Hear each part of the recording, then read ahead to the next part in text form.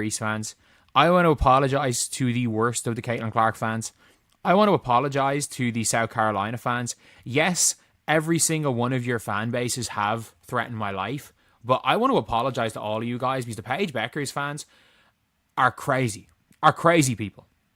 So I think I tweeted out earlier on. It was when Malonga was cooking. I tweeted out and I'm like, Dominique Malonga is number one in the redraft, no question. They're like, what about Paige? I'm like, man, Paige is 4 years older. I'm like, yes, Paige is better today. Rachel Demita remains a recognizable figure among basketball enthusiasts, particularly those following WNBA content creators, Mick Talks Hoops coverage, and 2K gaming communities. Her connection to DBG and various basketball media platforms has established her presence in these circles. Recent events have sparked what appears to be some of the most extreme reactions witnessed in sports commentary discussions. A particularly intense situation has emerged involving criticism directed at Rachel Demita, leading to apologies being extended to various fan communities. Andrew East supporters, Caitlin Clark enthusiasts, and South Carolina followers have all demonstrated passionate behavior previously, including threatening messages. No question. They're like, what about Paige? I'm like, man, Paige is 4 years older. I'm like, yes, Paige is better today, obviously. But it's like saying, I don't know. It's like saying in 2013, Giannis goes number one in the redraft, no question. They're like, but what about what Michael Carter Williams is doing in Philadelphia? And I'm like, no. And it's like, it's one of those weird things in the WNBA that you're not allowed to talk about like it's basketball. And I feel bad for the Seattle Storm fans. Because Seattle Storm fans, I kid you not, they're not even allowed to celebrate the fact that they drafted Baby Goat. They drafted the future GOAT. However, Paige Becker supporters appear to represent an entirely different level of intensity in their reactions. Earlier commentary suggested Dominique Malonga deserved consideration as the top redraft selection, which prompted immediate pushback questioning this assessment. The comparison drawn involved Paige being 4 years older, similar to hypothetically suggesting Giannis would go first overall in a 2013 redraft, despite Michael Carter Williams' immediate Philadelphia performance. This analogy highlighted how current WNBA discourse often prevents purely basketball-focused analysis. Seattle Storm supporters find themselves in an unusual position where celebrating their draft selection feels restricted. The future GOAT. And they're not allowed to celebrate her because it's like, oh, calm down. She's so young and there's too much pressure being put on her. Like, oh, like she's just being used to show narratives. I'm like, no, like Anthony Edwards in 2023-24 was better than Wembanyama was in 2023-2024.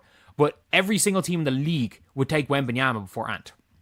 Wemby was not a top 20 player in his rookie season.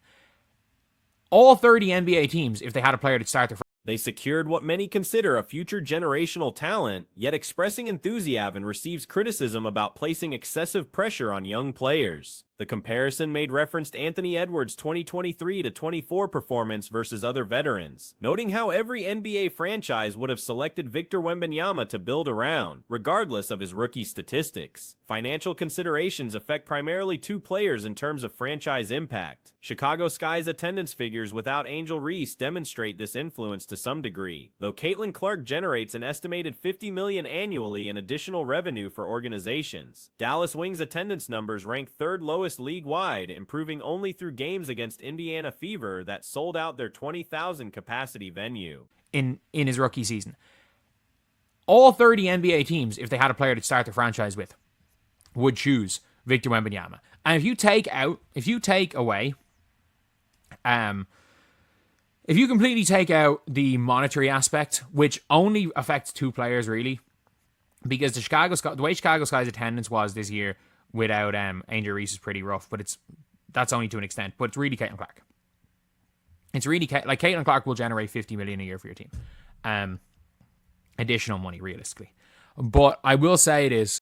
From purely basketball perspectives, asking WNBA teams about franchise cornerstones would likely result in selections split between Dominique Malonga and Caitlin Clark across the 15 organizations. Extensive discussion about Malonga stems from early recognition by dedicated analysts like Hunter Cruz and other basketball-focused commentators who provide in-depth draft analysis through specialized podcasts, though these receive limited mainstream attention compared to controversial takes about racial implications and player preferences. Rachel Demita's Malonga's connection to this situation involves her husband Andre Roberson's professional career in France, leading her to conduct interviews with Dominique Malonga during her European coverage. Prior to mainstream attention, only specific content creators consistently discussed Malonga's potential. Early recognition began during Euro Cup performances when Malonga, at 18 years old, posted 18 points and 14 rebounds against established competition, signaling future excellence. Additional money, realistically. But I will say it is, like, outside of Caitlin Clark, it doesn't really affect anyone, because let's be real, the Dallas Wings are third last in attendance. And you've then got, and sorry, by the way, they would be second last in attendance if it wasn't for the games that they played against the Fever and sold out 20,000 seats. But I'm not too fussed about that. If you are asking teams from a purely basketball perspective, what player they would start their franchise with, and if they're being honest, there are 15 WNBA teams.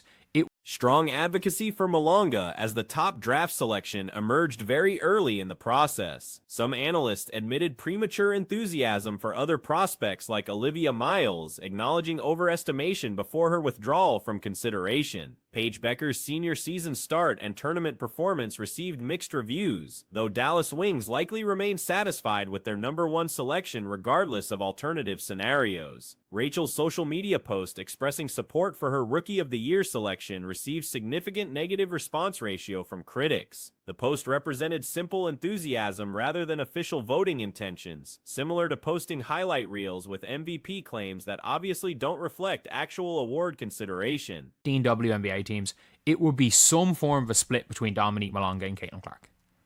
And why am I talking about Dominique Malonga so much? Because a lot of people, there are people that were ultra early, like, let's be real, the likes of Hunter Cruz and these people. And by the way, when people are talking about WNBA media and all these, like, actual basketball people, these are the people that are actual basketball. Like, that's where I'm learning about a lot of these things from, like, the likes of Hunter Cruz. There's a lot of, like, kind of really in-depth, like, draft podcasts that are really good, but they don't get any of the traction.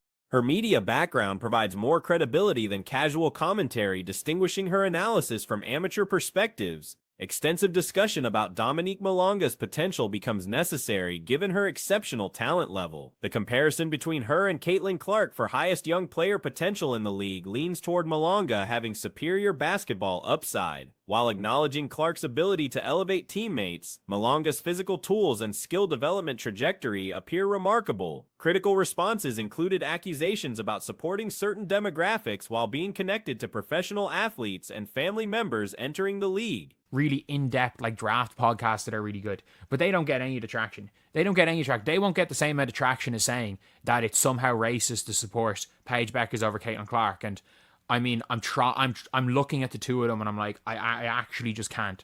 I actually don't. I don't know how you can come to that conclusion. I don't know how you can actually come to that conclusion, but that will obviously get more hits. But Rachel Demita is a player, or like, is somebody whose husband is Andre Roberson. Andre Roberson played in France. So she went over to France, and when she was in... These comments suggested inappropriate motivations behind player preferences. Defenders noted Rachel's interviews with Malonga before draft selection and vocal support for various podcast guests, including Georgia Amore, Harmony Turner, and Lucy Olsen. The situation reached absurd levels when supporting a Cameroon-born French international over a Minnesota native somehow became characterized as racially motivated. Response attempts to clarify these accusations often resulted in private social media accounts and deleted communications. Pure basketball discussion seems increasingly difficult within WNBA circles. She went over to France, and when she was in France, obviously because she's covering a lot of WNBA stuff, was like, I'm going to interview Dominique Malonga. Nobody else is. And let's be real, if you're talking about YouTube and covering Dominique Malonga, it was me and Hunter Cruz. That was it. Up to that point, we were the only people who ever talked about Dominique Malonga. And mostly him. And I started watching a ton of Dominique Malonga in Euro Cup. Like, I started hyping the shit out of her when she was 18 years old and put up 18 and 14 on Leah Rue's head. I'm like, holy crap, Dominique Malonga is going to be good. Malonga's physical attributes include 6'6" height with 72-inch wingspan, gazelle-like movement, and developing skills in shooting, ball handling, and passing for her position. Her potential as a future award candidate appears exceptional once technical aspects improve. At 19 years old, she represents the most promising prospect since Lauren Jackson, being 6 months younger than established players and only slightly older than current college standouts. Recent performance included nearly achieving her fourth 20-point, 10-rebound game as a rookie, missing by 1 rebound. While not currently matching Paige Becker's immediate impact, few seriously argue for equivalent current ability. Potential lockout in the WNBA CBA negotiations. Number one, they turned down 4 times the amount of salary that they're currently making. I mean, again, I had done the math. With the new media rights deal, yeah, they should have gotten a 2.5 to 3 times raise. Look, the WNBA said we'll give you 4 times. That means that Social media support represents enthusiasm rather than direct competitive comparison, similar to highlighting any player's exceptional moments without claiming award-level performance. Responses to criticism emphasize preference for traditional basketball criticism over family-related accusations and inappropriate group associations. The toxicity level surpassed even notorious gaming communities, which seemed previously impossible to exceed. a supermax contract goes from $250,000 to $1 million. $1 million.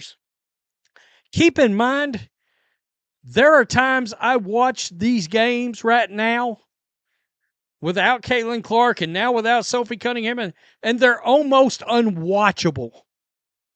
They're pretty bad. Last night, that Lynx Fever game, it felt like it was on for 5 hours.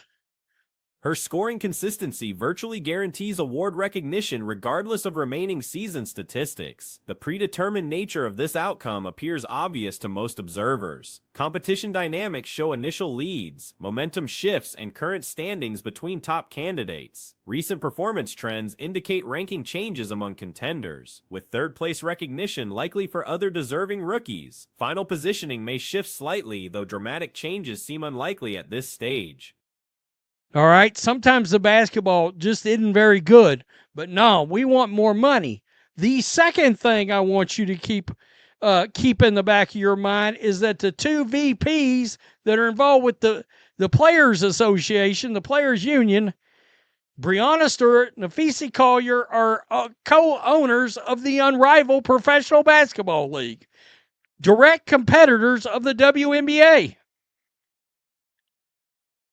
Core emphasis remains on Dominique Malonga's exceptional talent level, which cannot receive adequate recognition within current WNBA discussion culture. Conformity expectations create hostile environments for alternative perspectives, leading to severe accusations against those expressing different viewpoints. Comparing nonconformist basketball analysis to extremist political affiliations represents one of the most serious accusations possible. Such comparisons equate basketball opinions with historically evil organizations, suggesting anyone not conforming to approved narratives supports terrible ideologies. This creates impossible standards where honest player evaluation becomes evidence of moral failings.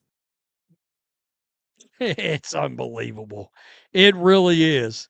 This is nuts. This is front office sports. Ooh, it's getting late early, folks. It is.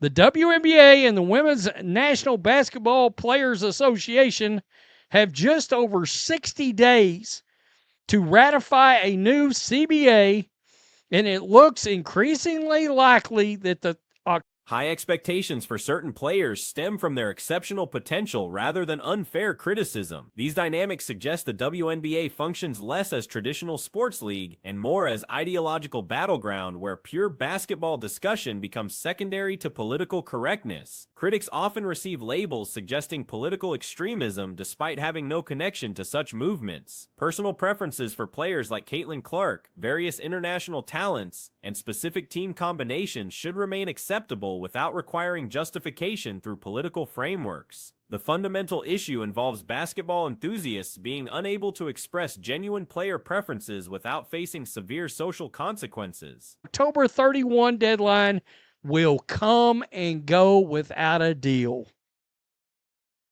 Wow. I mean, look, their attendance is going way up. They're making all this money from franchise fees.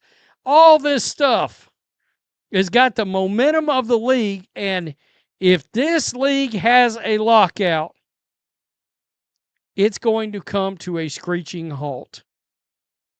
Again, this environment prevents honest sports analysis and creates toxic discourse that serves no constructive purpose for the league or its supporters.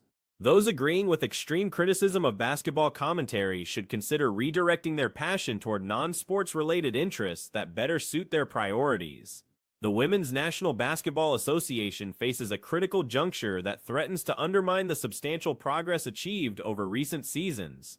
The organization's leadership and player representatives appear poised to squander the significant gains in viewership and public interest generated largely through recent developments, particularly following Iowa's successful tournament run and certain rookie additions to the league. Current contract discussions reveal troubling dynamics as both sides approach what seems inevitable, a work stoppage that could devastate the league's newfound momentum. Again, people forget, I'm old enough to remember the 1994 Major League Baseball lockout. Holy shit. It took Mark McGwire and Sammy Sosa and Barry Bonds to save baseball in 1998 during the home run chase, because baseball was in the toilet for 4 years after a lockout. WNBA, you're not major. The association offered compensation increases of approximately 400% above existing salary structures, potentially raising maximum contracts from $250,000 to $1 million annually. Despite these substantial financial improvements, player representatives have rejected these proposals. Quality concerns persist throughout the league, with many contests becoming difficult to watch when key attractions are absent from lineups. Recent games have demonstrated extended duration with limited entertainment value, highlighting fundamental issues with on-court product delivery. Major League Baseball. You're not. I mean, seriously, most of your games are still crushed by, say, the WWE in ratings. Don't get too far ahead of yourself. You're not even close to getting the ratings that PGA majors are getting, and a lot of times the smaller tournaments. It seems that these players may have gotten too big. The basketball itself often lacks the competitive excellence that sustains audience engagement over extended periods. Particularly concerning is the involvement of player association leadership who maintain ownership stakes in competing professional basketball ventures. Two prominent union representatives serve as co-founders of rival organizations, creating obvious conflicts of interest during these crucial negotiations. This arrangement raises questions about the genuine commitment to WNBA success versus personal business interests. Big for their britches. One source familiar with negotiations tells Front Office Sports that an extension of that deadline will likely be necessary to avoid an immediate work stoppage. Quote, the players are working diligently to achieve a transformational CBA that builds on growth, momentum, and positive news surrounding women's sports and the W. Look, with approximately 60 days remaining before the October 31st deadline, prospects for successful resolution appear increasingly dim. Historical precedents from other professional sports demonstrate the devastating long-term consequences of work stoppages. The 1994 Major League Baseball strike required extraordinary individual performances and dramatic storylines to rebuild fan engagement over multiple seasons. The WNBA's current position differs significantly from established major sports leagues.